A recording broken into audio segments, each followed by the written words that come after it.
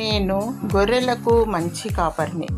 యోహాను సువార్త 10వ అధ్యాయము 11వ వచనం. ఇశ్రాయేలులను కాపాడువాడు కునుకడు నిద్రపోడు. యేసు ప్రభు గొర్రెల కొరకు తన ప్రాణం పెట్టాడు.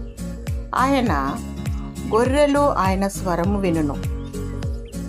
తోడేలు బారి నుండి క్రూర జంతువుల నోట పడకుండా ఎలుగుబంటిని ఎలాగూ చీల్చివేశాడో సాతాను నోటి పడకుండా అలాగు నిన్ను కాపాడుతాడు. గొర్రె చర్మమును దాల్చి దొంగ నిన్ను దోచుకొని పోకుండా అబద్ధ ప్రవక్తల మోసాల నుండి దేవుడు నిన్ను కాపాడుతాడు.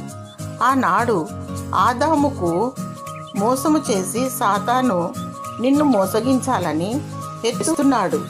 2000 సంవత్సరముల క్రితము గొర్రె పిల్లలలాగా నీ పాపాల కోసము ఆయన సిలువలో మరణించాడు. ఆయన మరలా రారాజుగా రానయ్యున్నాడు.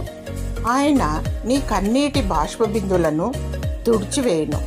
దేవుడు నీకు తోడయుండి కాపాడి భద్రపరచునుగాక. ఆమేన్.